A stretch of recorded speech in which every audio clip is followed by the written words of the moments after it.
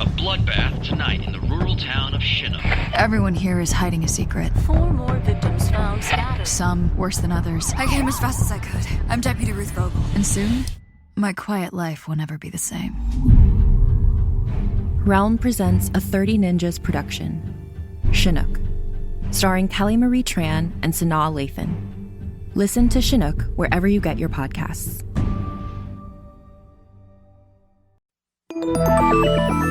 Finding a new podcast to listen to is easy. Finding a good new podcast, that's a little tougher. So let me recommend one. It's called Something You Should Know. If you like fascinating information you can use in your life from some of the top experts in the world, you're going to like Something You Should Know. I'm the host, Mike Carruthers, and recently we've covered topics like the benefits of laughing, the science of dreaming, where your deep desires come from, even how to make the perfect burger. We produce 3 episodes a week, and each episode is packed with rock-solid intel that will make your life better. And we have a lot of fun doing it. Something You Should Know has been ranked on the Apple Podcast charts every day for over 7 years. A lot of people like this podcast, and you will too. Listen to Something You Should Know wherever you get your podcasts. Look for the bright yellow light bulb on the blue background. It's Something You Should Know. Everybody. Hello there. Just 2 lovely hosts of a lovely podcast who I'm sure will be doing introductions like this for the rest of our lives, right? It does seem certain. Well, on that note, our finale is this very week in New York City. And we are streaming it live. And I think that you know that already, if you listen to this podcast, that you can watch us tape the very final episode of this podcast, plus watch Jenny play 20 songs out of 143, but future 144 songs. Plus 16 for Once More with Feeling. Right.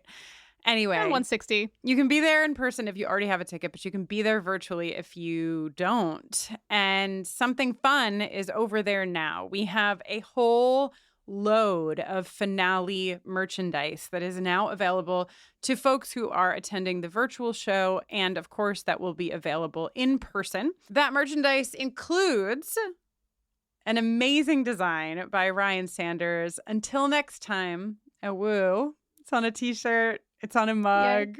Yay. It's Jenny's favorite design that's ever been designed, isn't it? It's my favorite fun design, and my favorite sad design is also in the finale merch store. All right, I'll go there next. We also have an enamel pin that is shaped in a gravestone format. It reads, Buffering the Vampire Slayer 2016 to 2022. Beloved pod, devoted Scoobies. We saved the world a lot. Oh no, Jenny's crying. It's done. In addition to those 2 items, both designed by Ryan Sanders, we have an amazing design by Isabella Rotman. Slayers, every one of us. It's a beautiful design. It's available on a t-shirt. It's available on a zip hoodie. We also have probably the most gorgeous fucking show poster design ever made by Billy Bauman at Delicious Design Leagues. It's signed by the both of us. It also says Slayers, every one of us. That is the title of the 2-night finale. It's all really too much to hold. All of that merchandise is available now at moment.co/Buffering the Vampire Slayer for all ticket holders. We'll have everything but the mug down in New York City. We're just not going to bring, 200 mugs down to New York City. Everything else will be in person. And VIP ticket holders, this poster, this beautiful screen printed show poster, that is the poster that you get if you're a VIP in-person ticket holder and coming to the after party. It's so beautiful. I can't believe it's ours. It's so beautiful. Today we're going to post on socials about the merchandise, and we're going to include some videos from Delicious Design, based in Chicago, making this poster. It's so cool. It's truly like Mr. Rogers, but for Buffering the Vampire Slayer, like the making of a screen printed poster. The posters and the pins are limited in quantity. They are the only items that may not be available after this is all done. So if you really want those things, scoot on over, grab yourself a virtual ticket, get yourselves that merchandise. Indeed. Speaking of getting what you want and having what you take, it's time for me to reveal to you, to lift the veil on the results of last episode's Sexual Tension Awards for Touched. Touched. The name of the episode is in itself a segue point into the Sexual Tension Awards. And here's what I can tell you, dear beloved listeners. Oh my God, it's my next to last. Stop it. STA results. Stop it. Oh God. Stop it. Okay. This morning I just thought accidentally, for no reason, about the opening sequence of the movie Up and started crying my eyes out. Jenny and I are a fucking mess. It's like whether or not, like, are we being kind to each other and then crying, or are we being mean to each other because we're stressed out? It's like we are just a mess. We're a mess. We're going to be a mess till the end. I hope you're here with us for the whole shebang. Truly disastrous. And speaking of she-bangs, here are those results. In the fourth slot, with a mere measly 8% of the vote, it's Anya and Xander. Anya, stop letting this man drag you down into the fourth slot, please.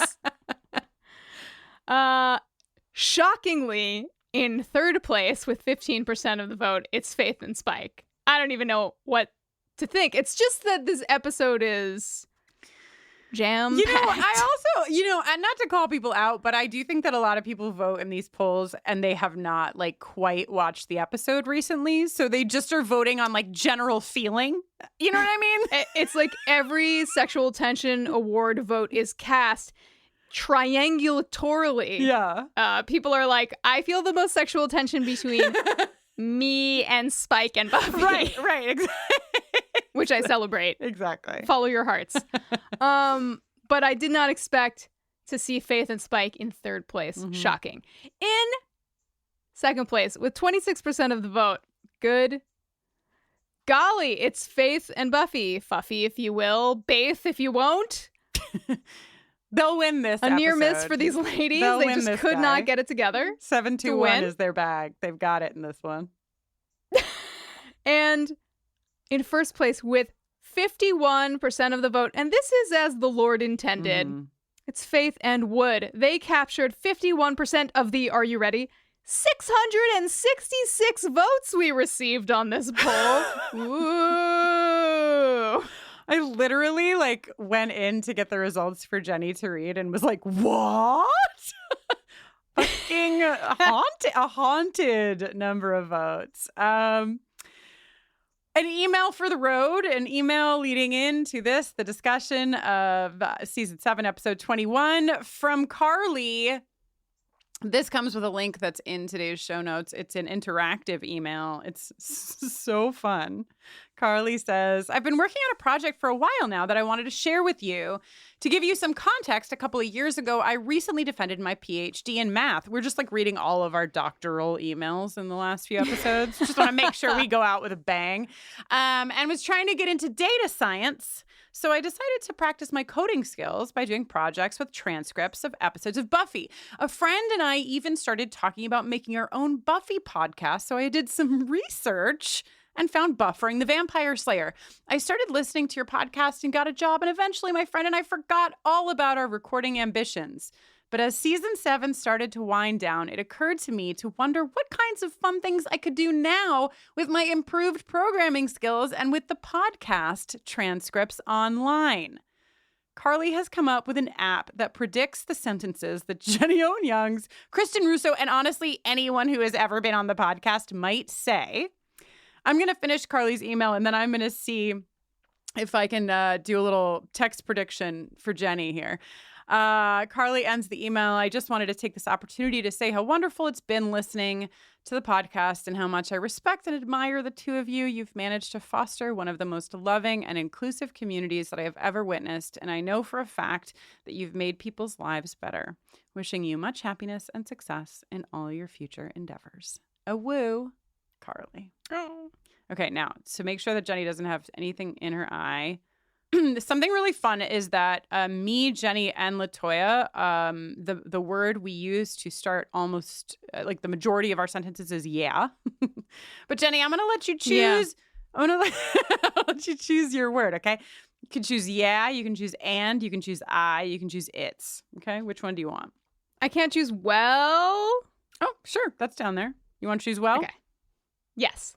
Okay, we're adding that to the line. Oh, hold on, let me clear it. I can't wait to see what I'm gonna say. Okay, I put well into the bot and I'm gonna finish the whole sentence, okay? Okay. I'm not even doing it one word at a time. Okay, what did I say? The bot predicted, well, for this episode's STA on our hips. Why not? Also, it wants to select a new word, which 50% of the time would be Kristin.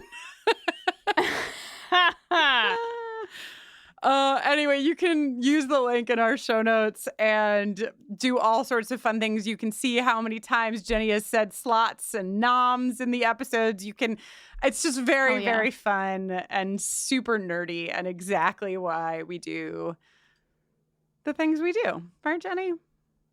Wow. Yes.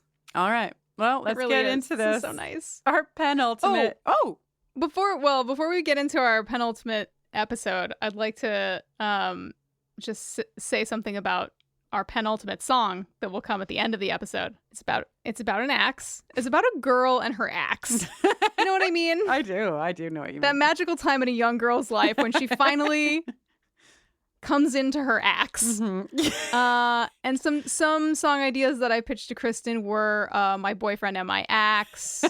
There was also Bad Axe. I just wanted to vamp for a second here in the intro and spread my bad wordplay around. I mean, I think Kristin really absorbs the bulk of it. But it's good in day-to-day life.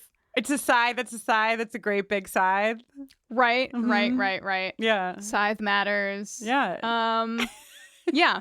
Well, I'm in no way emotional about making my next to last song for this episode. And that's it. Jenny, I would like to tell you that you told me My Boyfriend and My Axe like several days ago, and it sort of like absorbed into my consciousness. And I've thought about it every day since without you knowing. So that's the power of your ideas. Oh my God, I love that for me. As it should be. Mm-hmm. Great. Well, here we go, I guess.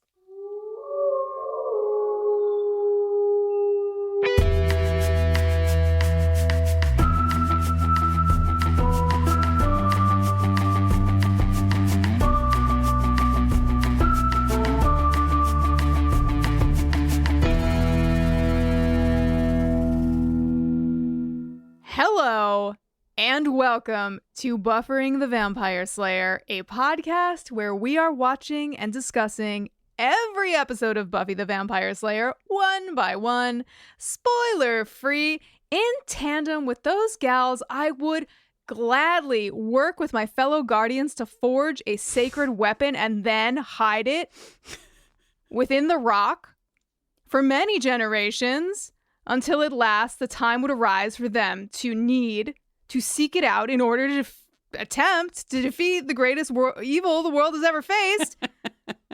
Angel on top. I'm Jenny Owen Youngs. And hey, I am Kristin Russo, desperately hoping I'm included in the Guardian Club USA. Yes, we look good for our age, Kristin. Yeah, I guess you and I are much more suited to be the Guardians in this sense. And this week, we are talking about Buffy Season 7, Episode 21, End of Days. Stay tuned at the end of this podcast every other week for an original song written by Jenny, recapping the Buffy episode we are discussing. Touched was written by Jane Espenson and Doug Petrie and directed by Marita Grabiak. And it originally aired on May 13th, 2003.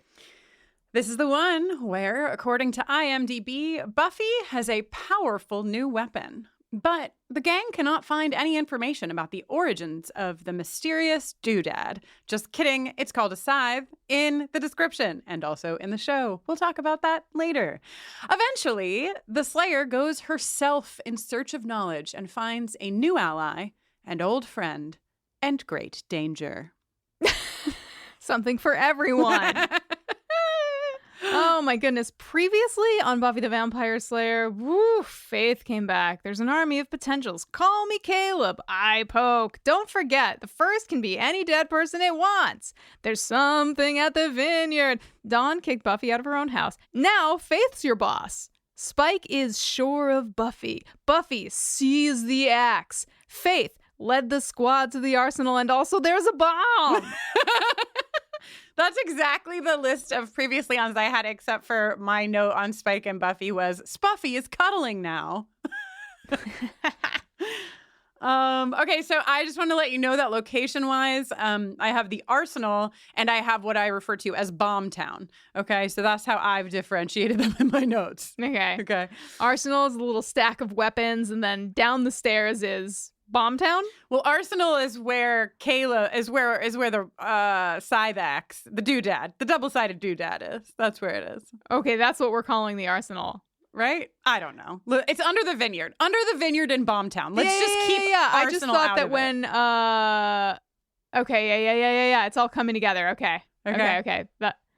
That is what the Bespelled Bringer was talking about last week, and for some reason Faith ended up in a different place. Right, because as we discussed last episode, Sunnydale is Swiss cheese, and thinking that there's simply one hole beneath the ground where weapons might be is a silly, silly thought. Foolish. So Faith is just in the wrong hole. That's what she said. So we're underneath a vineyard.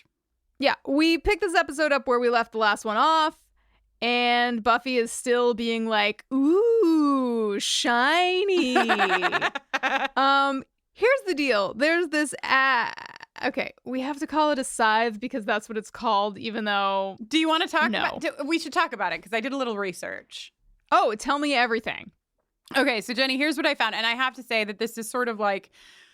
It still doesn't leave me feeling confident in either direction, but it has given me a little more understanding of why this is being called a scythe. Okay, so from my extensive research, aka I Googled it, an axe is usually something that is used two-handed. The internet says it deals negative resistance. You really need a couple of hands for an axe, okay? And the thing that makes a scythe is that it has an enormous sweep, and it is something that can be wielded one-handed. Now, I mean, I know clearly, like we've all been historically upset about this, and I'm not saying I'm not. It's just that I do think that the reason, because the episode gives Giles like an entire moment where he's like swinging it around one-handed, which I feel like was there because probably in the writer's room they were like, we can't call it a scythe, and then somebody else was like, but it's one-handed, and they're like, well then you better show that, and then they had Anthony Stewart do it one-handed. But you know, when we think of a scythe, we think of like the like Grim Reaper scythe, the scythe that is like sowing the fields, right? It's like much longer, pointier. It doesn't have this like axe. Is it sowing or is it reaping? Like, yeah, no, I guess it's. I think it's more of a reaping tool. It's a reaping. I just say words like I literally, as if you don't know by now, 6 years into this podcast, I just say words that sound like they might go there, and then sometimes I'm right and sometimes I'm wrong. But I have a little bit more room for the use of scythe in the fact that this is a weapon that does have an enormous sweep and can be wielded one-handed. The only thing that makes it feel not scythy is that the head of it is shaped more like an axe than a like hooked, what we're used to seeing the Grim Reaper stroll around town with. I mean, I think we could also recognize the advantage of calling it a scythe in that it's just a word you hear less often, especially when you're talking about weaponry, right? It makes the weapon feel a little more special, and also there is the association of it brings death, right? Exactly, because that like that. So you know, probably The scythe being a scythe is important, but in terms of like logistics for a set, if it really were hooked like that, that would be a pain in the ass. Let's be real. Yeah. So, it's definitely a more effective weapon in the shape that it's in. My real gripe with the scythe is the sort of like Mighty Morphin Power Rangers ness of it. It's just so red and shiny. It's an ancient, mystical, very powerful weapon, but for some reason it looks like it came from a Happy Meal. Well, I mean, Buffy does kind of give a nod to that, right? She makes a comment about the flashiness of how it looks and compares it to something having to do with Vegas, doesn't she? You know, it's interesting. She references the Luxor casino. Right. And the thing about that is that looking at photos of the interior, I don't see like a great deal, like a significant amount of red or more flash than you would expect from a casino. But the building itself is shaped like a pyramid and has a huge sphinx out front. Interesting. And as we'll see later, the tomb that Buffy enters is pyramidal. Wow. Is that a word? Pyramidal. And also, like, we get reference to hieroglyphs in this episode, and we know that, the origin of the Slayer line is, quote, somewhere in Africa, nondescript Africa. But, like, this seems to place it perhaps in Egypt. Egypt is known for their pyramid. So there's, like, some connective tissue here. But also, counterpoint, Jenny, maybe the scythe was not red and shiny, but the last Guardian has been bored for so long. Oh my God, she's just been down there with her Essie nail polish, just like touching it up. Yeah, well, maybe it wasn't even red at all. Maybe she just strolled to the local Sunnydale hardware store, got herself a can of spray paint, and was like, "It's today's craft." Yeah. She's just like, the waiting plays tricks and I must craft. I mean, what the fuck is this lady been doing down there? We'll get to her. I know. Does she eat? Does she sleep? Does she use the latrine? All right, but sorry, we'll get to the Guardian. It's a lot. There's a lot to talk about. Yeah. Caleb, this is great. This is a great burn on fucking misogynist Caleb, I think. He gets a lot of lines in this episode that are direct. I'm hoping that just directly came from Jane Espenson. Which, by the way, Jenny, I don't know if you knew this, but this episode allegedly was supposed to be written by Marty Noxon, but Marty Noxon was already working on a pilot called Still Life, and so she was not able to write this episode, and so Espenson and Petrie, they were the next two most senior writers, were given the episode to co-write. So anyway, I'm hoping that Jane Espenson is responsible for some of these Caleb lines that, like, many of us have heard if we walk the earth as women. This is the scene where we get girly girl. Can you pry it from solid rock, girly girl? She's like, boop, and it pops right out, and he's like, darn. Credits. Oh my God. Back at Shadow Valley Vineyards again after the credits. Buffy once again facing Nathan Fillion and his semi-faded black jeans that feel preacher inappropriate. Oh my gosh. The before you hurt yourself of Caleb's approach. Yes. Again, a continuation of the theme. Yeah. You don't even know what you have there. I know you're backing away. Mm-hmm. And the first is silently beside, or, not silent to him, but Buffy, obviously can't see or hear the first, who's borrowing her face. So the first is like, let her go, Caleb. Let her go on. Let her go. Let her go. Let her go. And then the first makes it so that Buffy can hear, as it says, her friends are in trouble. Faith, go boom.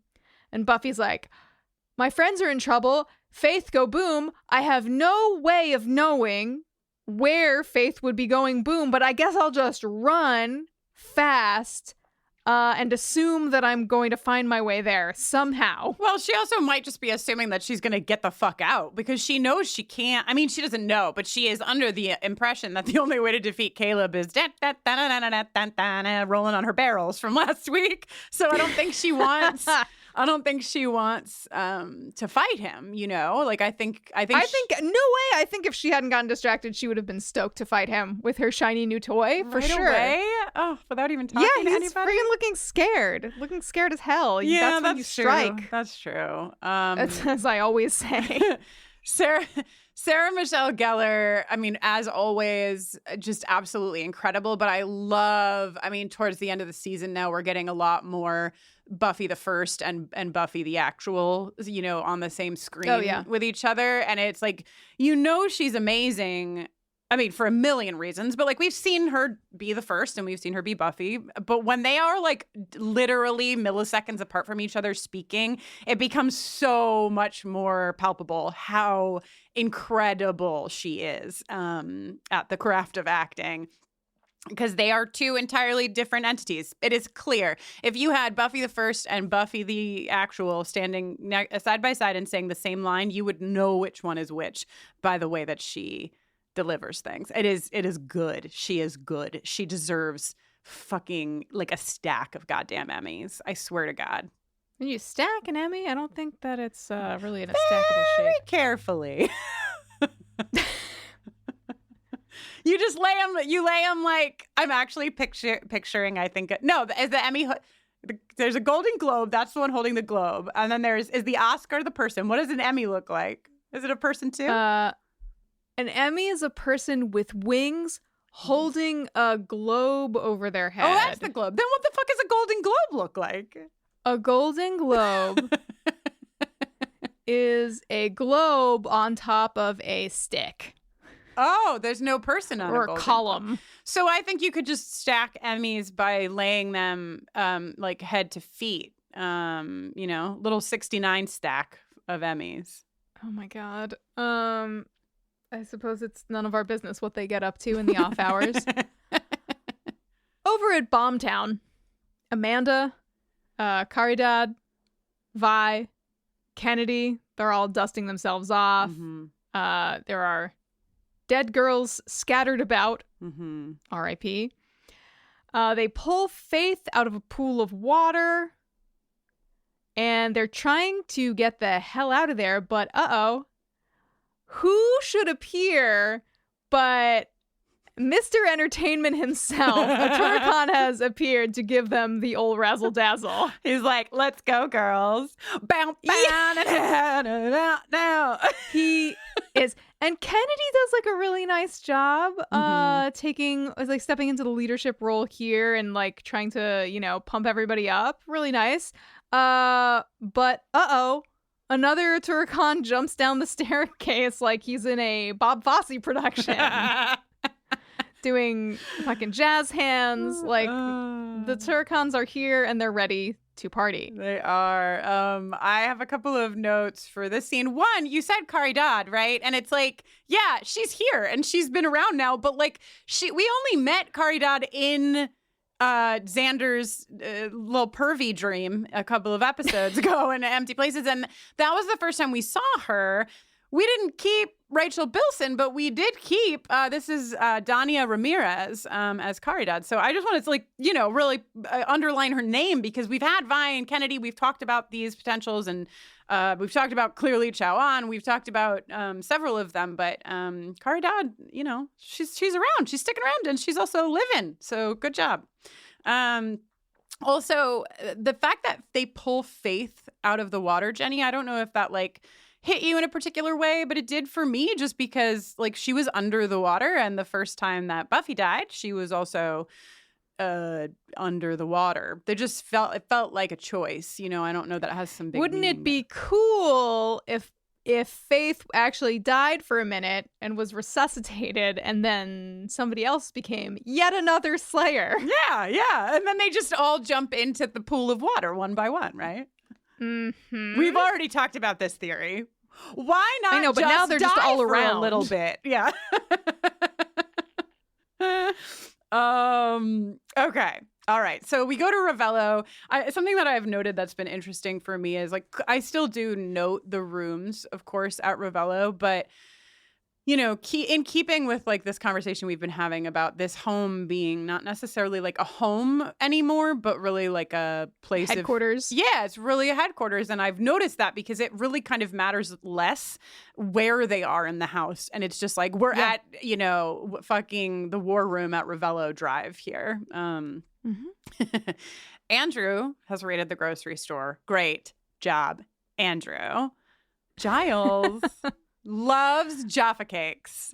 Going buck wild for those cakes, he is. If we didn't have a stacked Sexual Attention Awards docket this week, Giles and Jaffa cakes would have definitely made it into the running. For those of you who don't know, a Jaffa cake is like a spongy little like cookie cake, and then it's orange jam and then chocolate on the top of that. And every time I think about it or describe one, I want to eat one.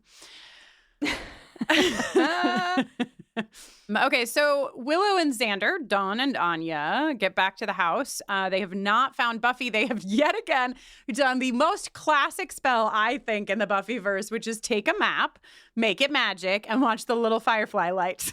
Find the light, follow the light. But it took them, the little light took them to an empty house. Probably the light, it wasn't the light's fault. It's just that Buffy had just left. So they haven't found Buffy, and Giles is like, there's something even worse than that, which is that Faith and the potentials who left have not come back yet. Something's gone wrong. Willow immediately, we have to go to her. Yeah, and Andrew's like, I'll just be here, continuing to keep morale up. Yeah, this is a good ep for Andrew, I think. I really appreciate Andrew in this episode. I think maybe more, not comedically, I always have appreciated Andrew, but I like just really feel like Andrew's taken a step forward in Redemption Town this week. Yeah. That I appreciate. Bombtown. Oh, yeah. Bombtown. We're back to Bombtown. Oh my gosh. A Turrican grabs Kennedy from behind and she flips it right over her little head. But there are several Turricans.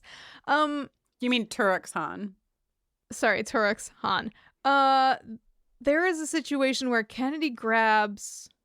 What would you even? There's probably a very specific name for this that I don't know, but it's as long as a scythe, but then it just has a battle axe head at the end of it. Hang on. Yeah, oh, yeah. Wait. It looks very similar. Oh my gosh, what's it called? Hang on. 19 kinds of axes and their uses. I'm going to end up on the same website that Willow is on later. Okay, maybe this is not.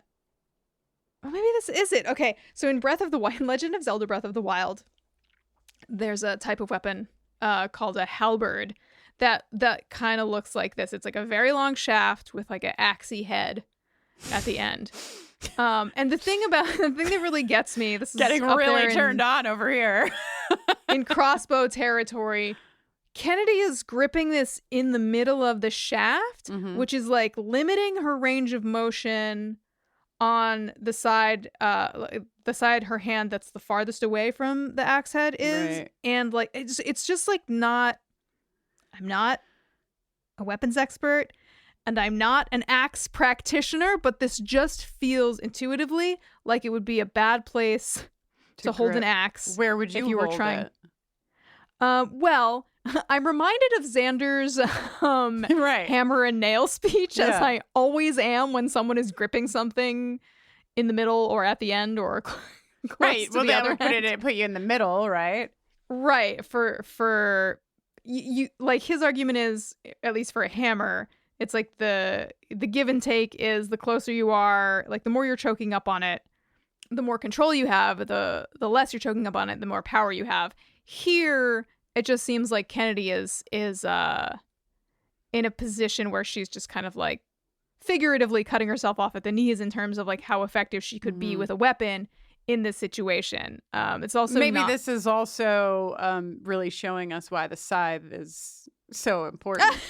They're like, oh yeah, you thought you didn't want a short little scythe. This is what you get. You got to use two hands with a fucking axe. This is the problem. Okay. All right. But I to your point, well, maybe not to your point, but using your point, Jenny, about this Kennedy weapon, it is very similar in its look to, it's not as flashy, to the scythe, and I think that has to be a conscious choice. Kennedy really is leading in this episode in a way where, like, I have to believe, and maybe people know this, we should, but I don't. But it really feels like there was conversation around possibly doing a spinoff with Kennedy. The last couple of episodes, we've gotten like hero shots of her, and then like this episode, she's really getting a lot of attention and action and like being put as the leader and what have you. It just feels like maybe they just wanted to keep their options open for a Kennedy spinoff. I don't know. Oh, the many spinoffs we could have had but never received. It's true. We got Angel and nothing more. Though Eliza, it's not a spinoff at all, but I did read a little thing that they filmed this episode before Touched, even though Touched aired first, and that was because Eliza was now filming the pilot for True Calling. Ooh. Also, I've said doodad to refer to the scythe a couple of times, but we skipped over where the reason I'm saying doodad is because Nathan Fillion, Caleb, refers to it as a two-sided doodad, which I like. Much better than the two-sided doodad at the end of Requiem for a Dream, I can tell you that much. Literally all I thought about when I said two-sided doodad was a two-sided dildo, but I was like, keep it out of your brain. There's no way to work that into the conversation. But you found a way, Jenny. You found a way. So Kennedy gets lifted up by her throat, as you sometimes do when you're fighting a Turrican. And just when it looks like it might be lights out for our dear, sweet, beloved little K, who should fucking bust down from a hole in the ceiling but one Buffy Summers. She's staking. She's decapitating. All the potentials are like, whoa. And then we get like a sweet hero push up on Buffy after she does her little defeatitude. Again, I wonder, Buffy, how did you know where to find them? Yeah. Buffy, who knows? How did you get here? Yeah, it's like Spike wasn't there to do his sniff, so who knows?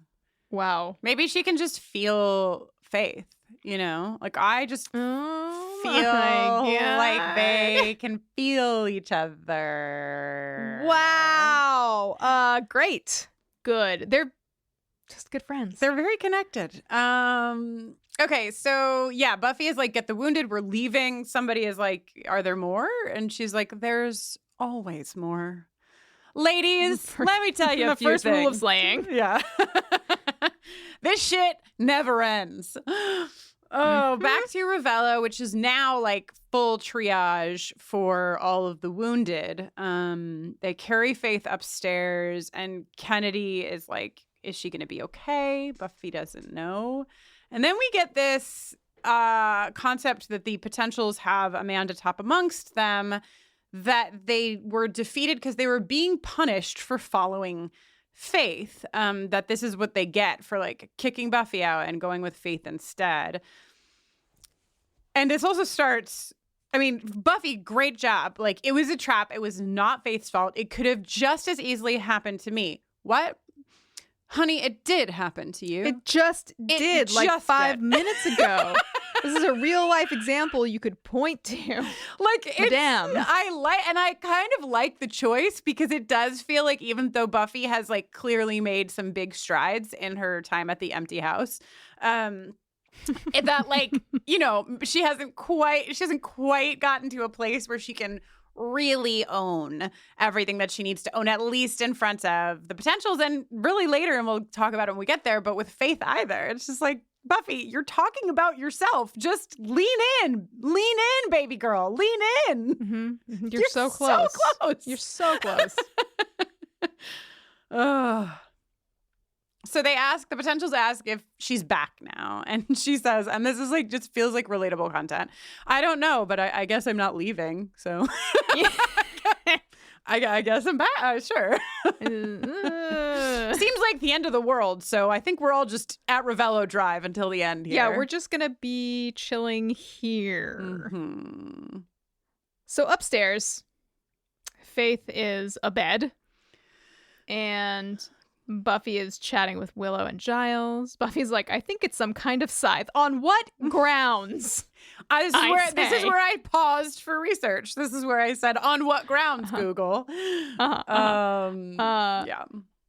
She notes that it made Caleb back off. And Willow says, so it's true. Scythe matters. I think that, like, as we see, so we're in, the last 2 episodes here. I know nobody wants to talk about it, but that's where we are. And I think, like, in this episode and the next, we will see the writers doing this lift of, like, we've come a long way, but we want to make sure to, like, harken back to, like, where it began, where it all started, and, like, the Scoobiness of it all. And I think I would just, like, lay this down as a foundation for things I'll say moving forward, which is, I think a lot of it works really well, and some of it is, like, a little honky, but I don't think this is honky. No. I think it's sweet and nostalgic. Either. And Giles being like, I'm going to ignore that is the equivalent of Giles taking off his glasses and pretending to clean them so he doesn't have to look at the teens. No, I agree. I was going to say that this is a moment that lands for me so well. And not only, Jenny, what you said with Giles and responding to the teens as always, even though they're not teens anymore, there's a look and they give a moment to it where Willow and Buffy make eye contact and they just both like smirk at each other, and it's so good. It's so quick, but it's so good. And it like really brought a tear to my eye. It landed really well. And also, just for the record, like, I'm also here for a few of the moments that I'm like, wow, because I'd rather have them just like lay it on and me get the delicious moments than like not lay it on. So yeah, we've had so little fun this season. Yeah, please, all the fun we can get. Also, okay, so Jenny, please help enlighten me. The scythe can kill bodies 3 ways. What is the third way? Okay, so what we've seen is stake, decapitation. The only thing that I can think is, like, if she's not just limiting it to vampires, then I guess you can just axe somebody in the stomach, for example. That's just an example I'm pulling out of the air, not relevant to anything that happens in this episode. Maybe, but it feels like we actually are without the answer, right? Good third thing. Like, I mean, I guess you could stake somebody, slice somebody, or just clonk somebody over the head with it. You don't have to use the sharp end, but it just feels like such a thing. 3 ways. What? So please let us know. You're foolish hosts. We are just, our brains are so small. Please tell us. Yeah, we can hear the clacking of your keyboards and the turning of the pages in your compendiums, even now as we record. So please write in and educate us. Please help us understand. Giles is fucking obsessed. Is compendiums the plural of compendium, or is it like compendia? Or just compendium, like Lego? I just learned that Lego is Lego plural. That is really hard for me to accept. Well, while Jenny looks up the plural of compendium, I will say that Giles is literally, if Giles could fucking marry this scythe, he would. He's like obsessed with it. It's compendiums or compendia. Wow. Fucking, like, she's dancing right now, and it's because she was right, but also I was wrong twice. Like, it's like, I know that's part of the dance. Giles cannot believe that he has not heard of this fucking scythe, and Buffy is like, like, remember the good guys? She calls them the good guys, I believe, referring to the council. Not known for their communication skills. Also, the good guys? I think not. Methinks not. Yeah. Buffy senses some kind of power when she holds the scythe and says it feels like it belongs to her. I can't wait until she takes her instrument and lets her fucking girlfriend hold it to see if she also feels something. But we'll get there. We'll get there. Oh, gosh. So downstairs, Oh, wait. Before we go downstairs, I just want to say that Willow opens up her little laptop to do research, and I got a tear in my eye because everything that they do gives me a tear in my eye now because I know it's all ending. You're like, is this the last time Willow's going to use the laptop? Seriously. Okay, downstairs. It's good. Downstairs, Andrew and Anya, the dream team, tending the wounded. Anya is chugging the single malt disinfectant. And casually, like, while bandaging a girl, is just like, oh, many of these girls will die. Lie still. It'll help you die faster. Mortally wounded women. Blah, blah, blah. Slaughterhouse. Yeah, she says, because the girl's like, wait, what? And she's like, I saw this girl walking out of Bombtown earlier in the episode. She's not mortally wounded. Yeah, but it's hilarious. And like, thank God we have this duo. They are truly our shining light in this episode. Andrew realizing that if the grocery store has been abandoned, then hey, the hospital is abandoned too. And he's like, really gets his confidence. I'm going in and you're coming with me. Anya's like, gasp. Like, it's so delightful. I would watch the two of them until time ends. Anya, I'll put Kennedy in charge. She's tough and won't mind imminent death. This girl again, what? Oh my God. Good comedy, A+. Over in the kitchen, Buffy's giving Xander some kind of assignment. And here's where I have to note for everyone. Gaze in wonder at Buffy's majestic ponytail, good citizens. She looks like the back of God's most beautiful and cherished Palomino. This is the horsiest ponytail I have ever seen. It is so full. It is so floofy. I just think it's great. I do too. I'm a really big fan of this ponytail. And I would imagine that there are mixed feelings on it, but I love it. Yeah, 10 out of 10. As a podcast network, our focus is bringing you shows you love to listen to. But we also sell merch related to those shows. And partnering with Shopify has made that both possible and simple for us to do. Shopify is the global commerce platform that helps you sell at every stage of your business. Whether you're selling scented soap or offering outdoor adventures, Shopify helps you sell everywhere because they've got you covered from their all-in-one e-commerce platform to their in-person POS system. What's so fantastic about Shopify is how, no matter how big you want to grow, they provide everything you need to get control of your business so you can take it to the next level. Businesses that grow with Shopify. Sign up for a $1 per month trial period at shopify.com/realm. That's all lowercase. Go to shopify.com/realm now to grow your business, no matter what stage you're in. Shopify.com/realm. Support for today's episode comes from OneSkin. Did you know that your body starts accumulating senescent cells as early as your 20s? Also called zombie cells. These cells stop producing collagen and hyaluronic acid like they used to, and start secreting an inflammatory substance that makes neighboring cells dysfunctional too. There is an answer for these zombie cells, though, and it comes from our friends at OneSkin. OneSkin was founded by an all-woman team of scientists and is the first and only skin longevity company to target cellular senescence, a key hallmark of aging, with their proprietary OS1 peptide.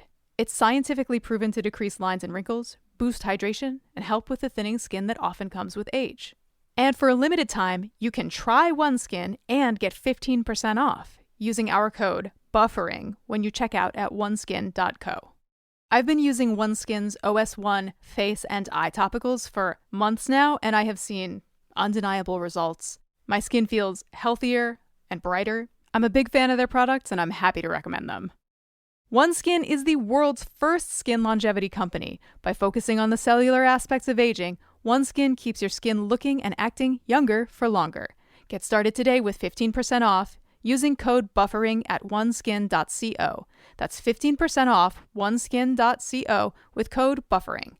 After you purchase, they'll ask where you heard about them. Please support our show and tell them we sent you. Yeah, so Xander and Buffy having a chat. We don't know what it's about in this scene, but since we've all watched the episode, we do know what it's about. Yeah. She just wants Xander to get Dawn out of town, understandably. And Xander is like, but, my place is here, fighting alongside you. I always thought I'd be with you at the end. And she's like, the end? He's like, yeah, you didn't hear. We're not renewed for an 8th season.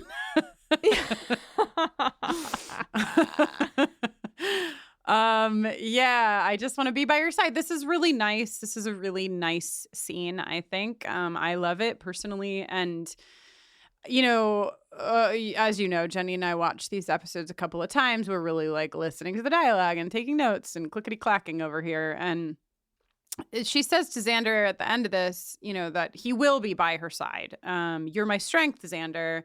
The reason I made it this far, I trust you with my life. And we get an echo of this, and we can talk about it more when we get there, but we get an echo of this same sentiment when she's speaking with Spike later. And I just think that, this is why Buffy needed to step away. I'm not going to get into the fucking methods or what was right or wrong, but, I do think that we're seeing her internalizing the group mentality really clearly in this episode, really giving credit to the folks that lift her, that she lifts, the collective lift of it all. And I think this episode does a really nice job of it because it's not very heavy-handed, but she does have these moments with folks where she's saying, I see you. And 2 episodes ago, she was quite literally saying, I do not see you. I actually don't see any of you.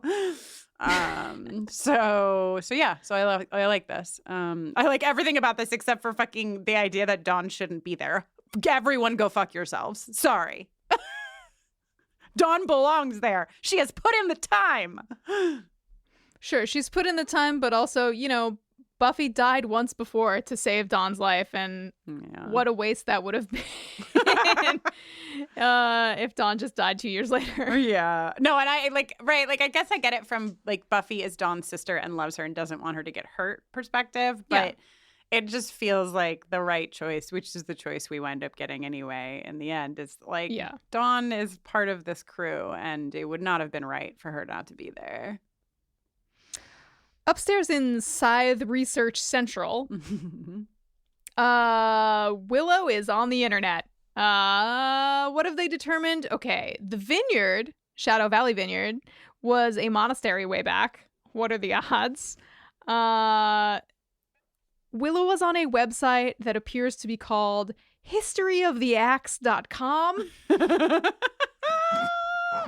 As the axe, and of course, E? as you would expect, there are just a bunch of clickable links to famous axes with names. Sure. She's not getting anywhere on the website. They're like, what about a pagan temple? She picks up the scythe and doesn't feel anything. Giles is like, well, what if you tapped into some magic? Would that help you feel something with the scythe? And Willow's like, this is something that Caleb is afraid of, which makes me think that it could be very dangerous, and maybe it's not the kind of thing that I should be poking and touching, laying hands on while I try to get magical, just in case I become evil. Yeah, she says, I can barely do a locator spell without getting dark roots. I love that line. I want everyone to know that historyoftheaxe.com does seem available for purchase, both without and with an E. Both are available for you. I don't actually know the proper spelling of axe. Is it with the E? Is it without the E? Who knows? It's spelled with the E for the axe of Decaron, or at least I put it in my notes that way. Giles also says when she says it was a monastery that the scythe is pre-Christian, and I clutched my pearls. Pre-Christian? Well, this is the Hellmouth. What such thing as pre-Christian, sir?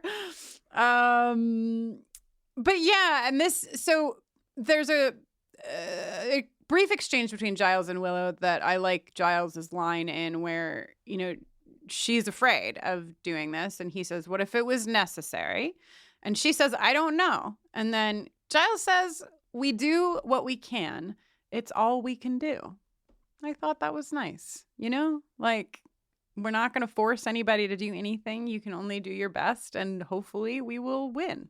What more can any of us do or try to do? Truly. Lo and behold, however,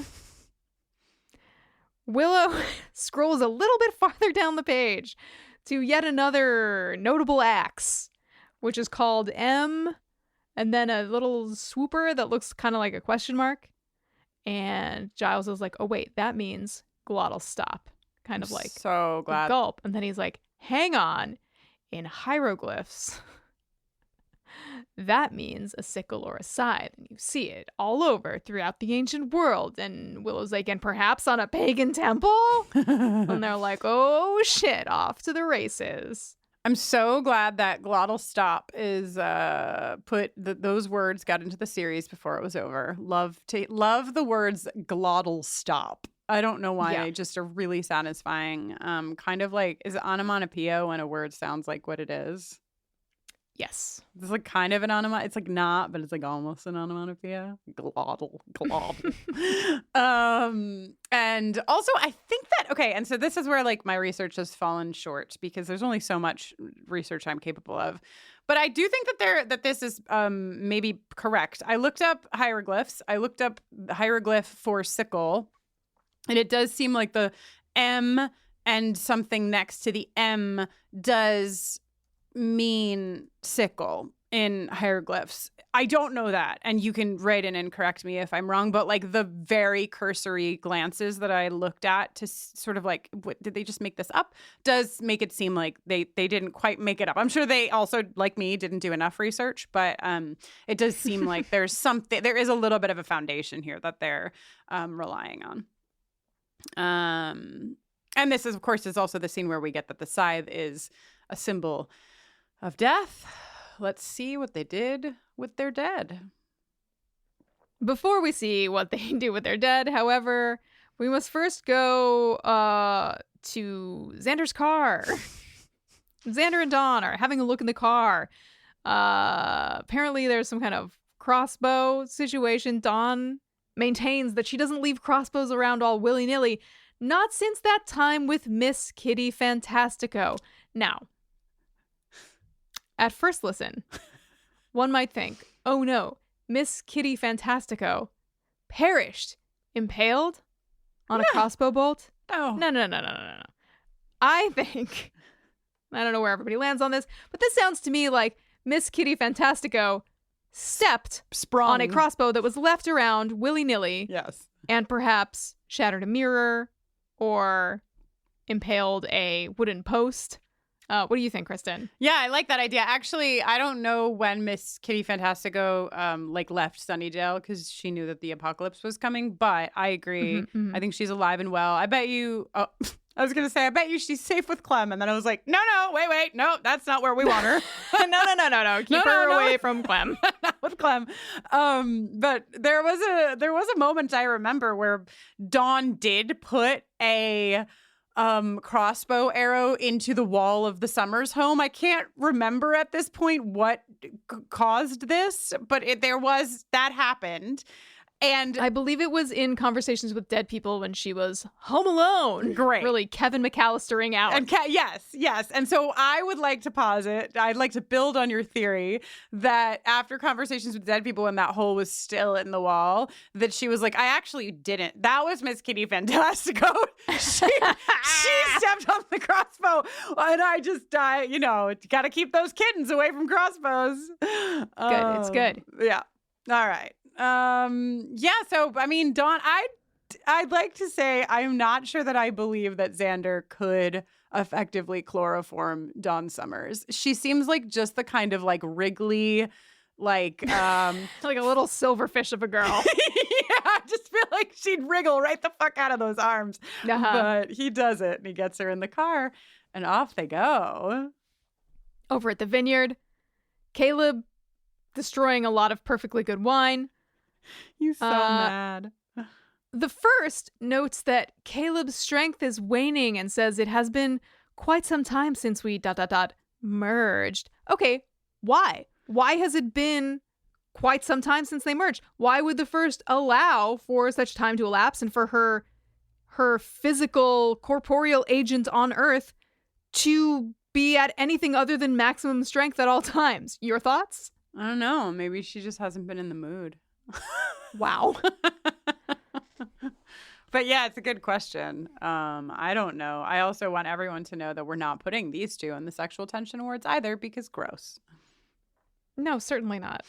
Um, If you're facing each other, raising your arms out to the side as a reflection of one another, you don't go in the sexual tension awards. Also, if you say the sentence, once this is over, I'll be able to enter every man, woman, and child just as I enter you, you are immediately disqualified. Yeah. But Jenny, You are not welcome here. your favorite thing happens. I scream every time this guy shows up because I know how much you love him. My big horny demon. Your big horny demon. There he is. There he is. Oh my God. I screamed. I was like, one more time for the road. I can't remember if we see the big horny demon in the next episode. So as far as I'm concerned, one more time for the road. Oh my God. They merge. I am thy humble servant, says Caleb, and then then he is dark Caleb, and I am ready to serve thee. Bah. Oh, that's very good, Kristen. Thank you.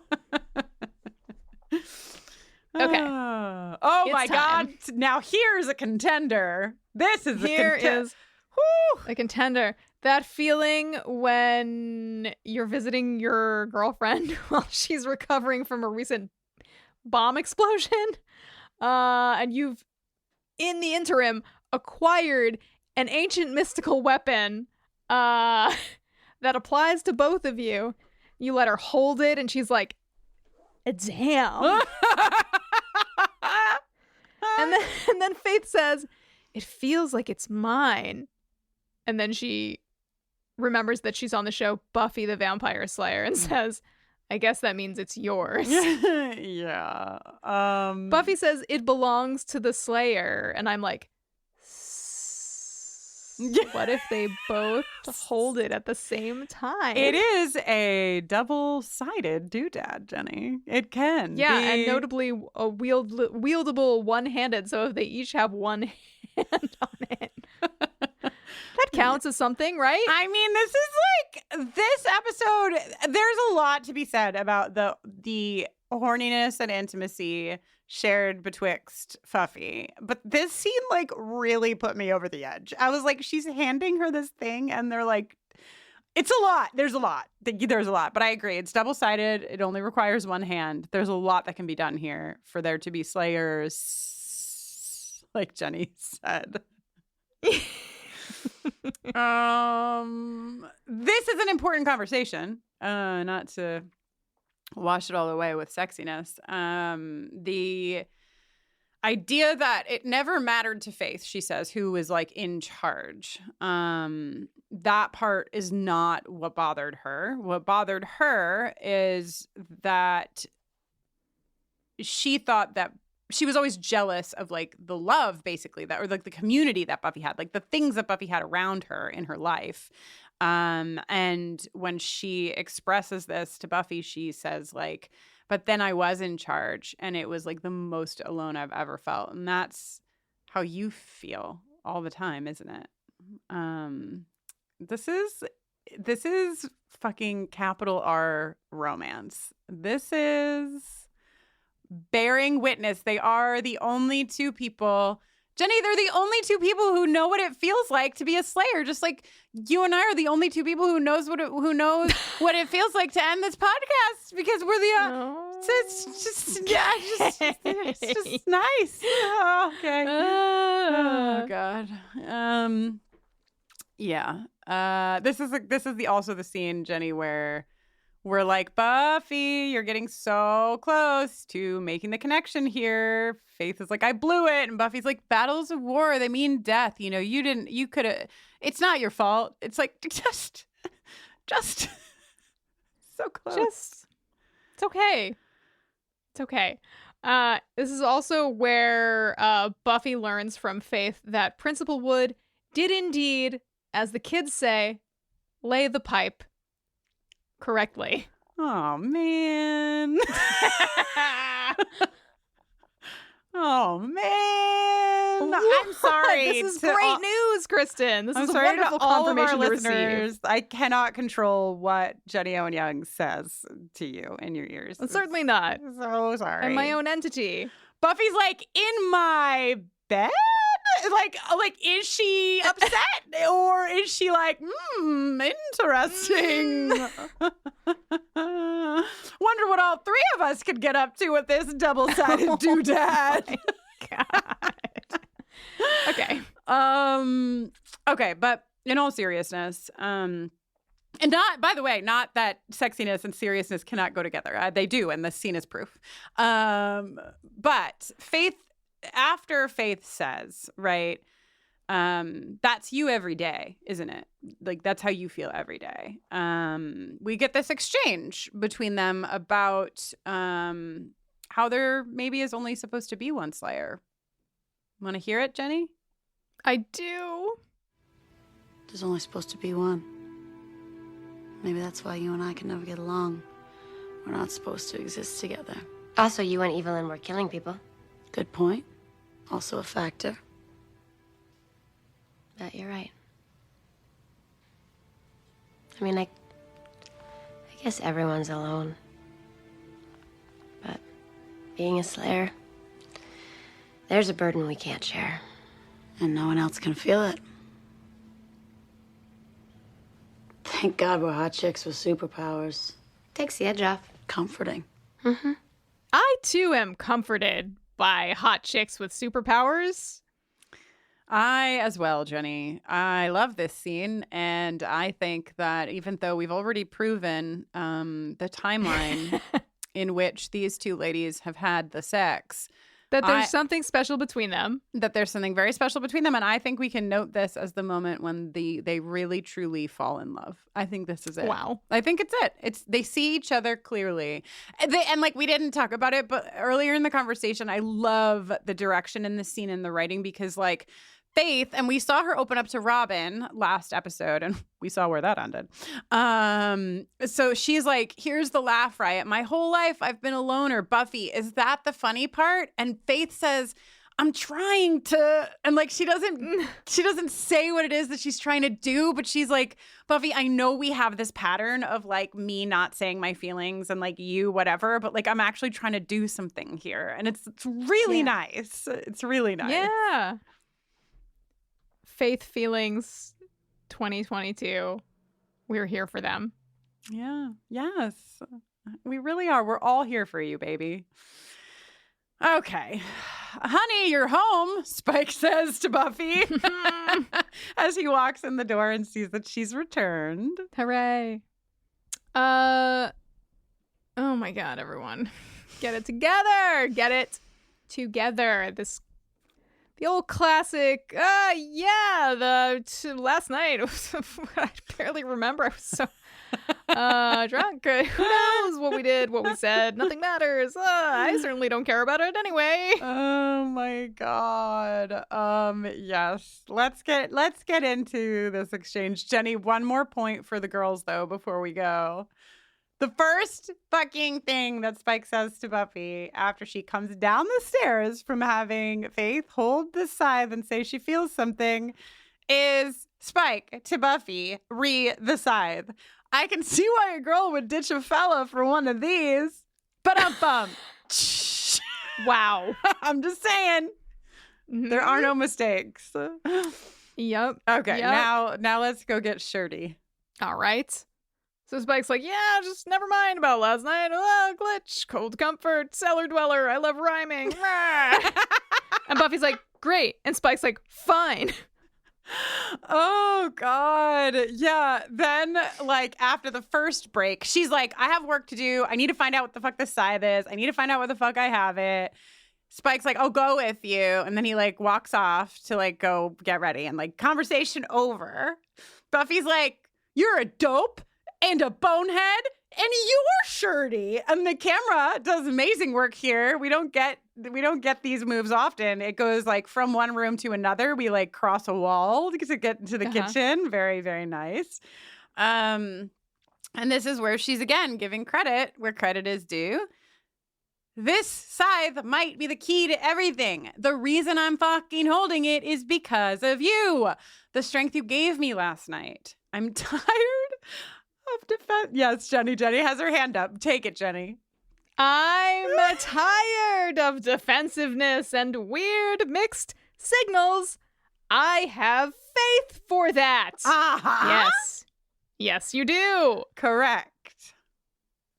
One for sexy, one for romance. Sexy's upstairs, sexy on floor 2, romance on floor 1. Why not both? You know what I mean? Let's take these two interests. And we know that Spike and Faith they can have a good ass time together too. A great throuple, a beautiful throuple. Yeah. Let's go to Romance Town here. I mean, I'm calling it Romance Town. You can call it whatever you want. Yeah. But this is where Spike was terrified. It was the best night of his life. It meant something to him. It meant something to her. But Spike has a hard time believing that. It was the best night of his life. He says, he just in case you wanted more detail on that, he says to Buffy, I've lived for sodden ever, Buffy. I've done everything. I've done things with you I can't spell, but I've never been close to anyone, least of all you.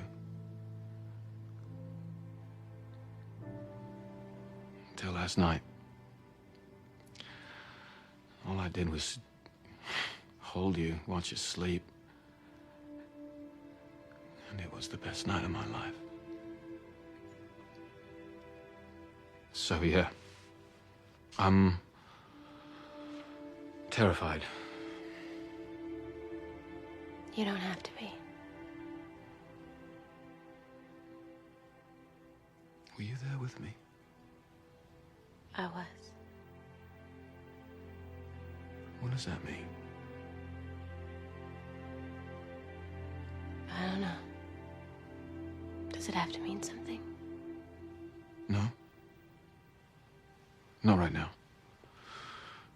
Maybe when... No, let's just leave it. Okay. We'll go be heroes.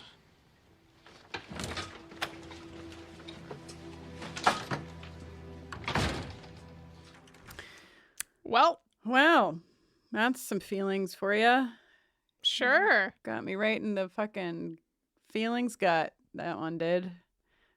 But to lighten the mood, I'll ask you, Jenny, what do you think Spike can't spell? Everything I can think of doesn't feel appropriate for the pod. That's illegal. You have to share it with us. We'll bleep it out if it's that bad. Literally, the only thing that I thought of was cunnilingus, which I feel like is very G-rated and also probably is not that G-rated.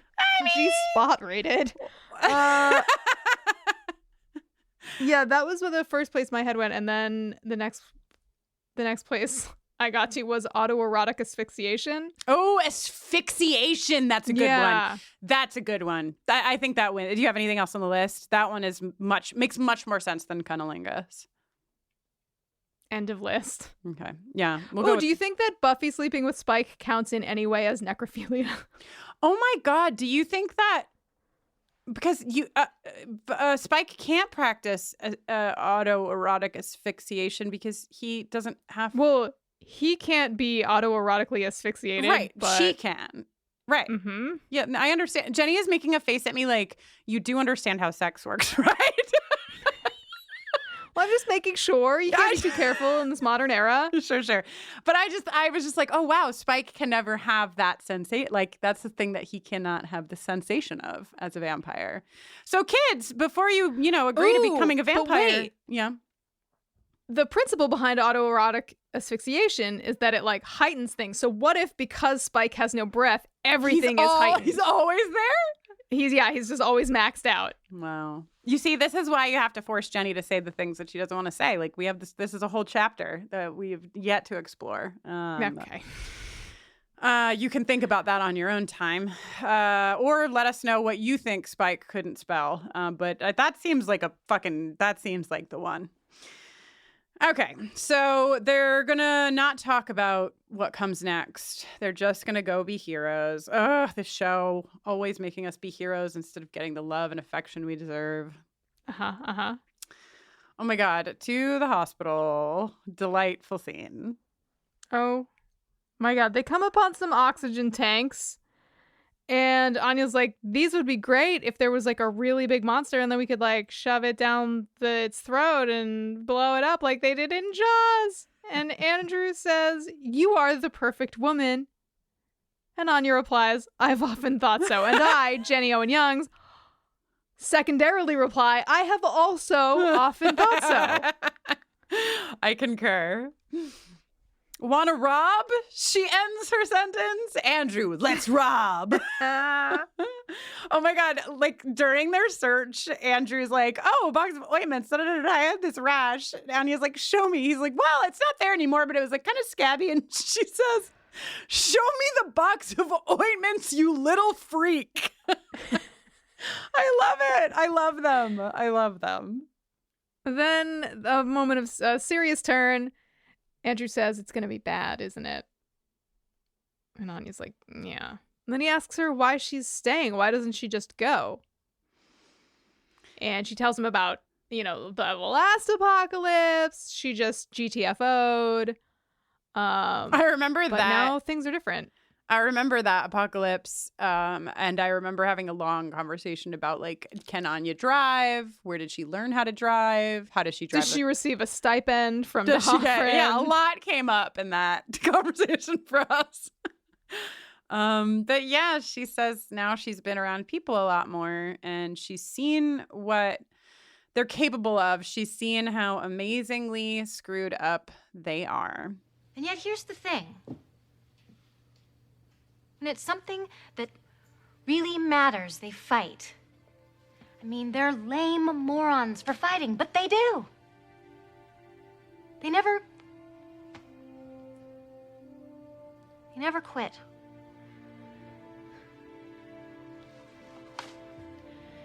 So I guess I will keep fighting too. That was kind of beautiful. You love humans. I do not. Yes, you do. You love them. Stop it! I don't love them, and I'll kill you if you tell anybody. This is nice. Do you have something in your eye, Jenny? I'm fine. Mm-hmm. This is nice. Then they have a little chat about their survival probability. Yeah. Andrew's like, I'm probably going to die. But he thinks Anya might survive because she's 1,000 and she knows how to handle a weapon. And Andrew seems like he's kind of really at peace with the idea of dying trying to do what's right, which is a really nice step for Andrew. Yeah, I agree. And the two of them being able to have this conversation feels so important for the show because it's like we want to see. I'm sort of having a thought of Morgan and LaToya talking about some of what's happening on the end of their series, Angel. And Morgan had this like wish that there was some more given to the normies, as she refers to them.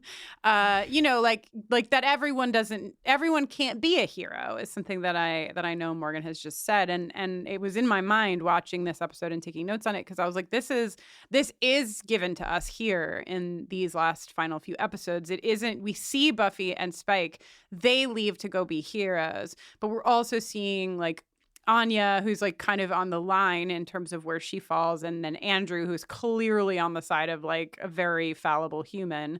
And I just think it's really nice that we get their conversation and their thoughts on how this is impacting them and what they feel their place is in it.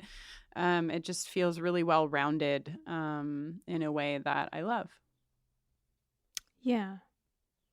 And then they have a wheelchair. You know fight. what I love? Yeah. I love that as they do a hard cut to their wheelchair fight, which is kind of like appears to be a sort of human demolition derby situation where they just like bang into each other a bunch. Andrew is doing what surely must be a Xeno warrior princess battle cry. Yes. Andrew, now canonically a Xeno warrior princess fan, which makes sense to me and I love. So much sense. I mean, literally, it's probably his favorite show. Okay, so, all right. We go to the cemetery? The same one? It can't be. Because has this temple just been here? It can't be. We know every... Well, there's a bunch of cemeteries in town. This is another one. What are the odds that this would have ended up here, of all places? Well, it's Isn't that wild? But it's like what came first, right? Because it's like the temple, this pyramid situation, the Guardians, they came here because... Okay, so I'm going to be honest with you. I read some wiki, I watched the show, and I'm still not sure I like really have it completely correct. So just going to be vulnerable with you because that's the way to podcast and say that, is it that Sanaya was here also? Sanaya came here with the weapon? Did that happen? Who came here with the weapon? I think the Guardians came here with the weapon.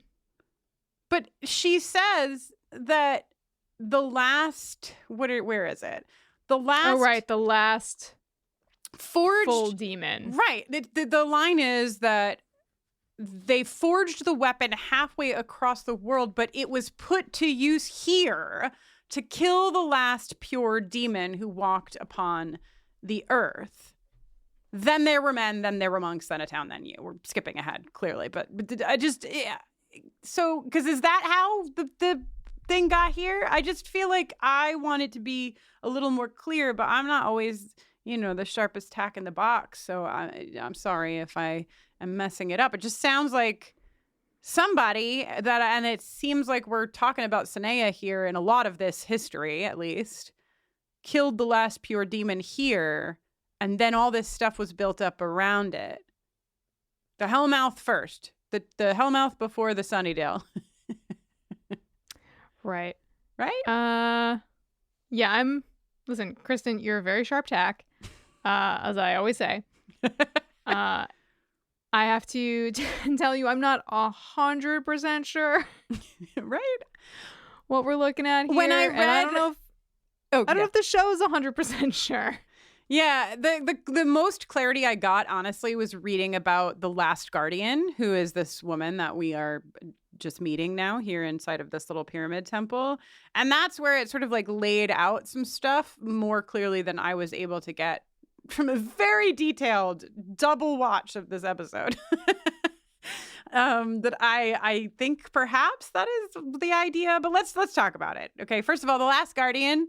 Love her. She's played by an actress whose name is Kristine Healy. She's been on like every fucking TV show in the world, and she's basically Galadriel, which is Cate Blanchett in The Lord of the Rings. Right. I knew the name, but it took me a minute. She also, Jenny, in addition to being in all the TV shows, I thought that perhaps some of the way that she came into this show is that in the 70s she was in a lot of the the Oregon Shakespeare Festival plays, and we know how Mr. Whedon feels about Shakespeare. And I just feel like, we talked about the actress who plays Spike's mom. Like, I think there's a lot of gravitation towards theater actors for some of these like really beautiful, big, meaty roles that may only occur in like an episode or two.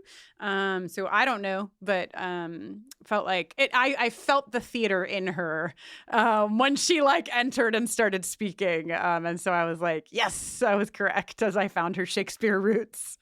Yeah. I'd forgotten.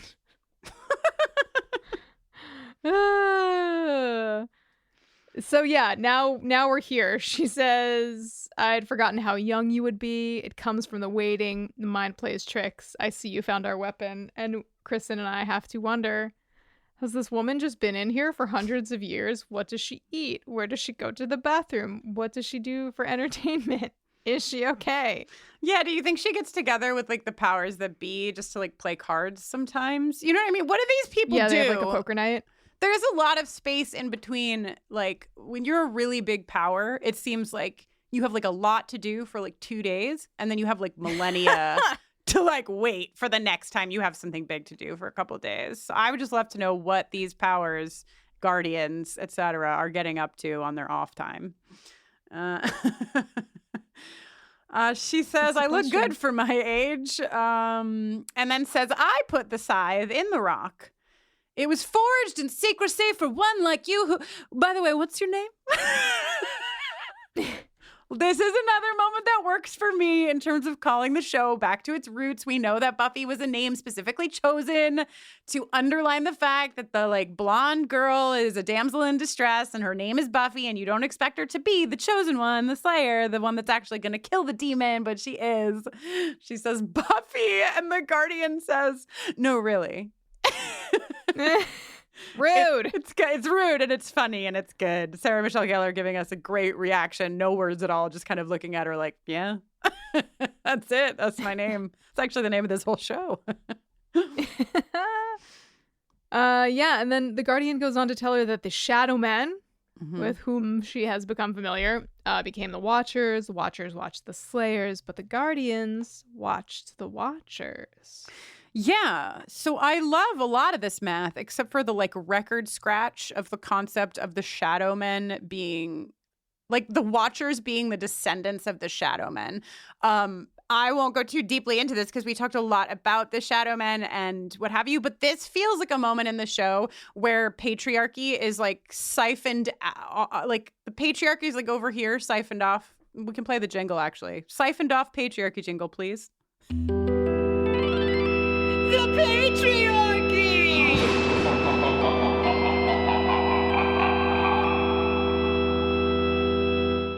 And then, like, the other elements of, like, colonialism and white supremacy are just, like, kind of, like, put all on the shelf over here because the 3 black men and, like, the patriarchal shit that was happening with them and Sanea would not begat the Watchers Council breed of that thing, right? Like that. Now that Kristin's watching House of the Dragon, she's all begat this, begat that, begat, said in the exact intonation as Sarah Jessica Parker, amok. But like, yeah, I just want to like, I'm sure that a lot of you listeners are like there with that, but this is not the math of it. Okay, this is not what would happen. And I'm there for like men watching over women, but there's a lot of other layers here that are not accounted for in this math. I do love the idea that if the math were this simple, that there have been these women who all along have been watching over the situation, ready for the moment when they're most needed to be like, hey, actually, fuck all of you. We have this fucking scythe, or is it an axe? We don't know, and we wish we had picked something more clear that was easily described. I just love the Guardian so much. And I particularly love when she gets to, and then there were men here, and then there was a town, and now there was you. Yes. And then she says, we're the last surprise. And then, oh my God, Buffy says, does this mean I can win? And the Guardian says, fucking love it, that is really up to you. This is a powerful weapon, but you already have weapons. And then she says a few more things about the end being near, and unfortunately her end is actually right frigging here because Caleb reaches his creepy little hands through the curtain. Where's this man been this whole time? And snaps her neck. Rude. Steps forward and says, now, I couldn't hear on account of her neck snapping. Did she say the end is near or here? And Nathan Fillion is once again giving very good evil. Mm-hmm. He's doing a great job. Yeah. in my opinion. Yeah, his efficacy at evil really is like skyrocketing in these last few episodes, I have to say. Yeah. I think the Guardian knew that he was there. I think she had delivered her message and was ready to take a long winter's nap. I don't think that Caleb surprised this woman who's been down there for millennia. I think that this was the end for her, and she was like, I've told Buffy what I had to tell Buffy. I've communicated to her that we existed and we made this, and fucking finally a bitch can sleep, and to just say what you said, Jenny, that line, and then what is it? And then what's the last bit of it? It's so nice. And then there were men here, and then there was a town, and now there was you. Now there was you. Yeah, it's just like so beautiful the way that it's spoken. It's really good. Uh-oh. Okay, over at the Dander road trip. Dander. Dawn wakes up and she's like, "Wow, I have been chloroformed. How cool." Xander's like, "Here is a letter from Buffy explaining what's going on." And Buffy's letter's like, "Oh my gosh, you're my sister. I love you so much. I would do anything to protect you." And as Dawn reads the line, "I promise to show you this beautiful world, and I'm going to do everything I can to make that happen." Before she's even done reading the line, Dawn is tasing the shit out of Xander's neck. She, guides the car to a stop as like Xander's now unconscious. And then we see the whole thing is external from the car. We see the car do a Yui and then start to drive again. Is Dawn like sitting on the lap of an unconscious Xander? Yeah, good call. She's strong. Just curious. She's wily, that one. She probably rolled his ass right on over to the back seat. You know what I mean? She put the seat down and just rolled him over. Oh, yeah. Okay. Also, does Dawn know how to drive? Probably not, but who needs to know how to drive? She'll figure it out. She's got it. I fucking love this choice. It is the correct choice. It is amazing to me. An avid Dawn fan. Hell yes. Yep, number one Dawn stan. Number one Dawn fan, Kristin Russo, is fucking here for this shit. This bitch just had a taser in her back pocket, just in case. Of course she did. I love her. All right, to the temple. Caleb and Buffy are just going at it. They're doing some fighting. They're both getting some good hits in on the other. Yeah, then he gets the upper hand. This is a good, I just want to say, this is a pretty good, they're really spending some money on this fight scene. Yeah. One of my favorite moments in this fight scene is in the very beginning. Caleb punches the column and it sort of like shatters. And then before he punches Buffy, he blows the fucking column dust off of his fist. And I was like, now that is nice. Cool. Yeah, it's really cool. There's an amazing shot of Buffy being like thrown up against the wall. There's some really horrible face kicks, like way more gruesome than we normally get. It's pretty gnarly and like great in that it is, something that feels set apart from just any old fight. Yep. It's good. Then Caleb gets the upper hand, and he's got the little axe, and he's whirling it around, and he says, "I was kind of hoping it'd go this way." But before he can axe our intrepid slayer, some man from just out of frame says, "Hey."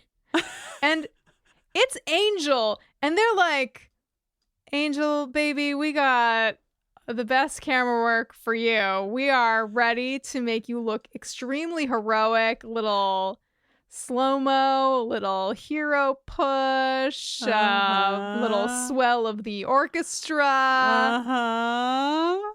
This is interesting. Interesting. Go on. Okay. So like, I'm trying to put myself on the one hand, I'm trying to put myself in the year 2003, right? This has to happen. It feels like this has to happen. Angel has to come back. He's Angel. I mean, he has to be there. He has to return. So I am here for the return. I think the writing is trying to do a really big lift and saying, but I'm not here to save you because you're the strong woman. That's the point of this show. So I'm not gonna, whatever. So fine. But I am not here for the rest of it. I dislike it. I am sorry. But I think that, this is not just a Buffy situation, okay? This is also a Kangel situation. Is that? Kangel? Cordial. Cordial? Cordangel? Cordangel, Angelia. Angelia? I just feel like these two have... Okay, so let's talk about what happens, and then I'll tell you my feelings.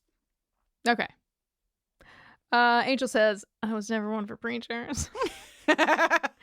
And then he is gonna keep helping, but then he's like, oh, this is one of those things you have to finish yourself. And Buffy's like, yeah, it is. So Angel just folds his arms and leans against a column, and he's like, you are so gonna lose to Caleb. I love as much as I do not like the look of the scythe, I really, really like the singing scythe aspect of it, that it sort of hums when it sails through the air. Love that.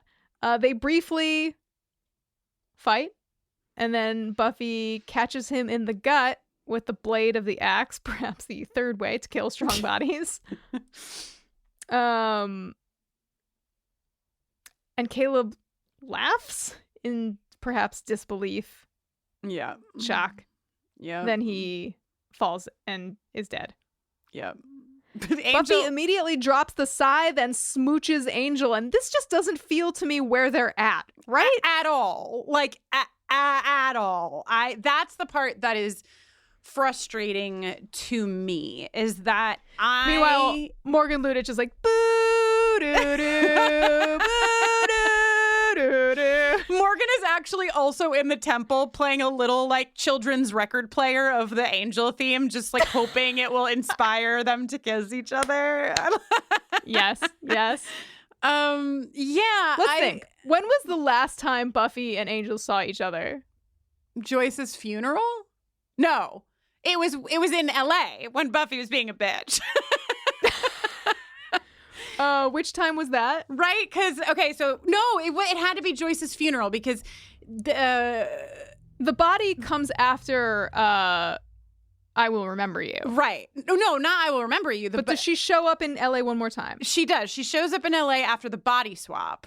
But the body swap is also before the body. The body is... True. Is the sequentially last there. So we are to believe that the last time these two saw each other, I'm so terrified that this is wrong, is at Joyce's funeral when Angel just kind of holds her by the tree. But guys, without whatever, but a lot of emotional shit has also happened for Angel on Angel's end. This is not just about Buffy's growth, it's about both of them. And I think that it does a huge disservice to the stories that Angel and Buffy the Vampire Slayer as independent series have told about their folks, because they're not going to kiss, and that's not to say that maybe they will get together again someday, but they're not there right now. This Angel came here to be a part of this fight with her if she needed him. She just had this incredibly beautiful exchange with Spike.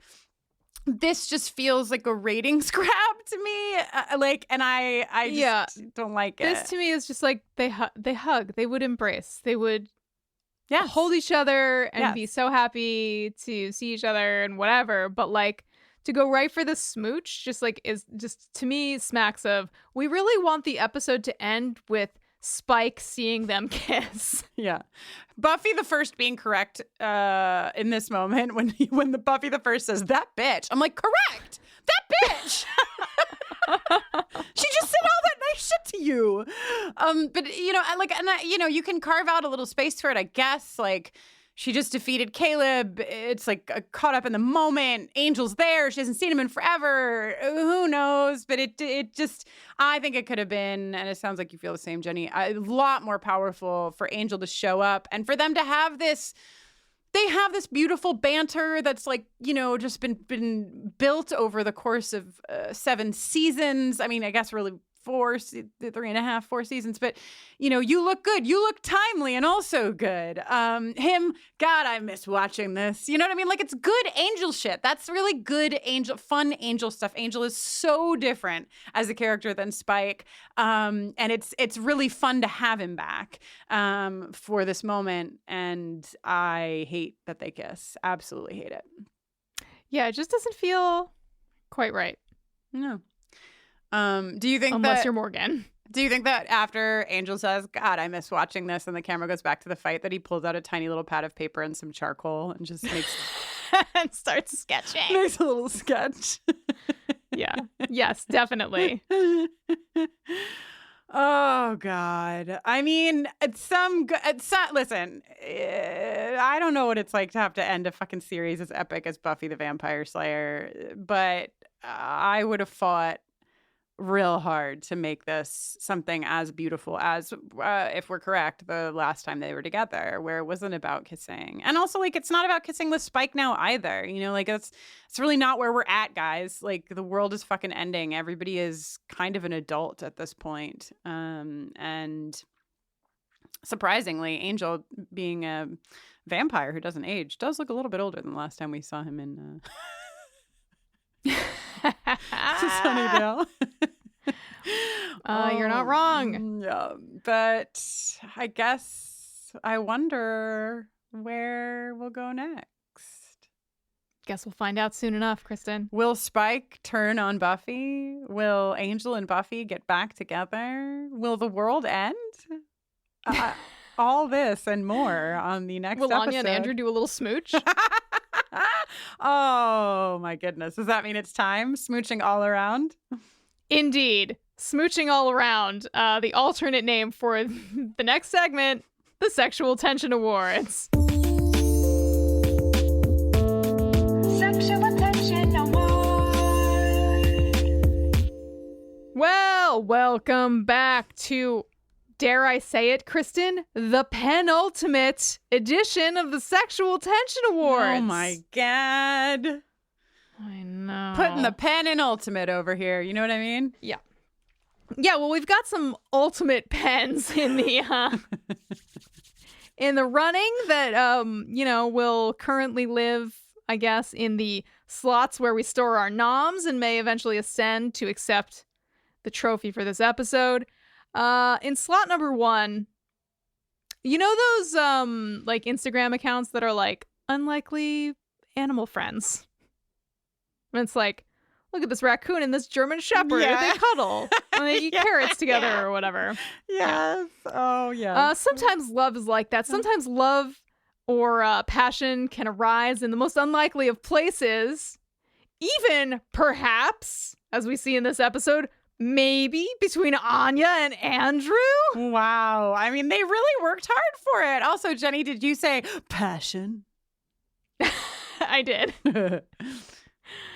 In slot number 2, who knows how they'll fare next week after the events of the end of this episode, but for now, perhaps riding high, at least emotionally, it's Buffy and Spike.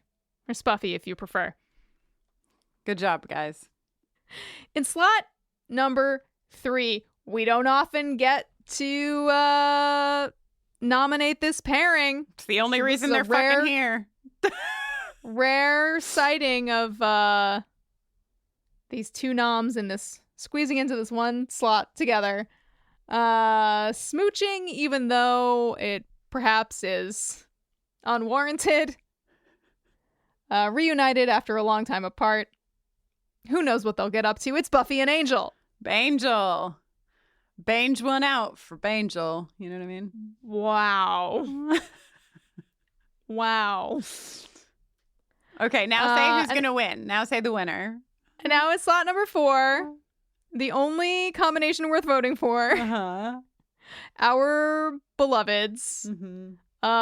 These two gals have been through a lot together, and their relationship has been like a real roller coaster. But today they may have achieved reaching new emotional depths together. It's true. Bless their sweet little hearts. It's Buffy and Faith. They better fucking win, you guys. If you would like to make your voice heard in our democracy, please scoot on over to our Twitter at BufferingCast and cast your vote in this episode's Sexual Tension Awards. We'll have a Twitter poll up for 1 week from the day that this episode goes live. Fuck yeah. Sexual Attention Award. Well, Jenny, I don't know what to tell you. I don't know what to tell you, Kristen. It's the end of the next to last episode of the Buffy the Vampire Slayer. It's like, so Jenny and I tape most of the episodes, together like this on Zoom in our little houses, in our little rooms. And what happened? This is the last one.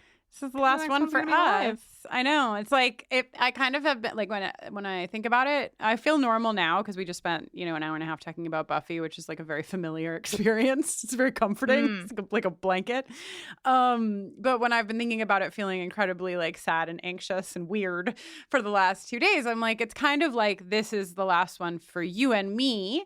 And then the finale in New York is like the last one for us with the Scoobs, It's like, and those like... Yeah. Those feel like the two heartbeats, for lack of a better way to describe it, of our experience. It's like we have all the things that we've gone through together as a duo, and then we have all the things that we've gone together with you all as a duo, and they definitely overlap and intersect, but it's very emotional to know that although I'm sure we will sit in our rooms and talk about something into microphones again, that this is the last time we'll do it like this. I don't care for this whatsoever, actually. I had another... and then there was a show, and then there was a pod, and then... there was a squad, and now there was us. Oh, Jenny. No. I know.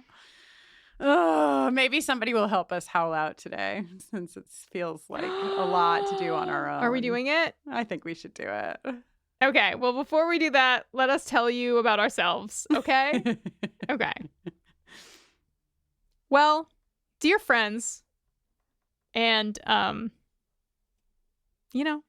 beloved enemies. Just everybody I'd like today. to include everyone. We want to hug everyone today, even if you hate us. That's right. I'm Jenny Owen Youngs, and when I'm not making this podcast with Kristin, I'm usually making music. My latest EP is called It's Dangerous to Go Alone. It's a collection of songs inspired by video games.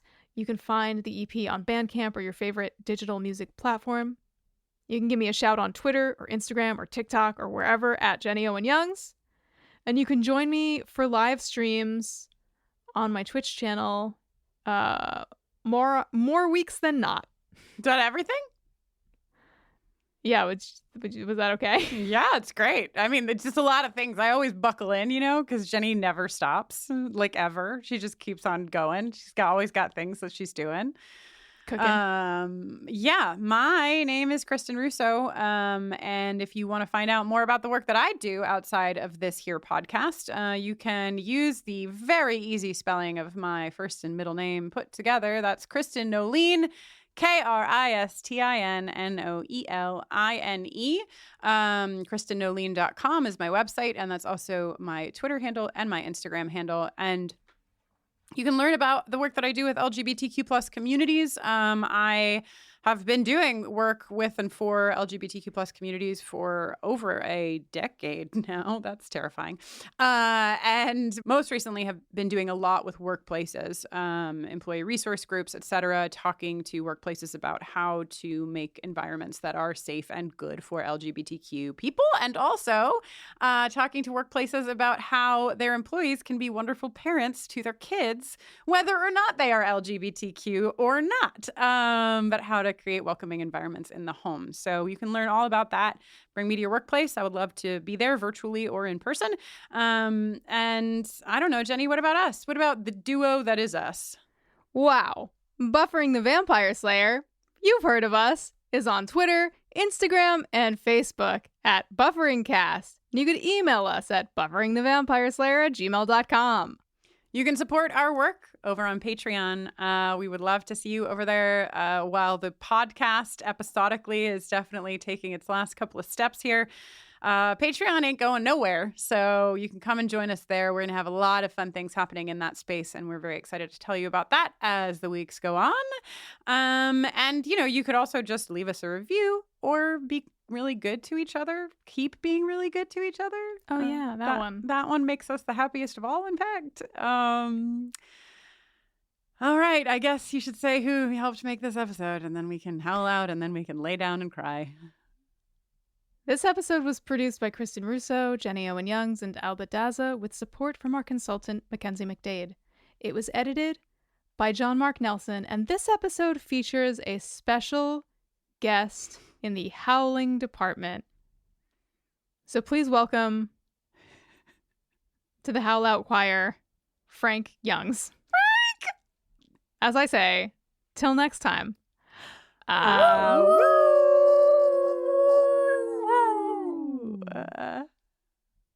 Wow.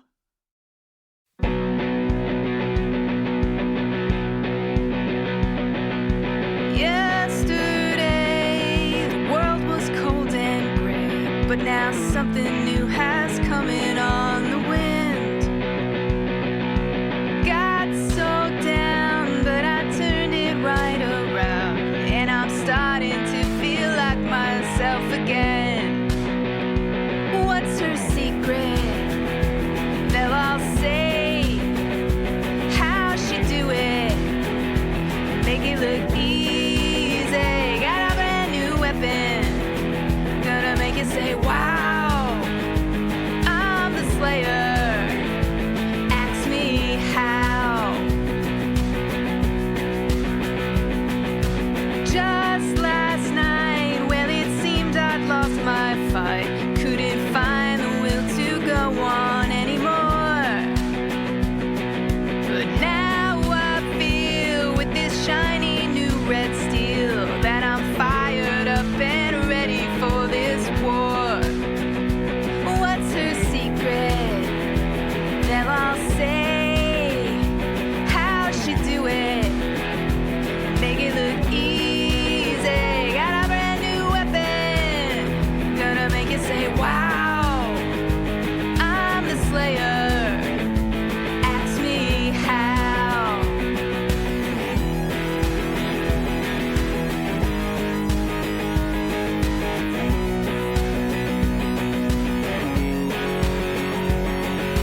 Girls don't want boys, they want sharp, deadly toys to kill demons 3 ways at the end of all days. Yesterday, the world was cold and gray, but I'm starting to feel like myself again. What's her secret? They'll all say, how'd she do it? Make it look easy. Got a brand new weapon, gonna make it say, wow, wow, wow, I'm the Slayer. Ask me how. I'm the Slayer. Ask me how.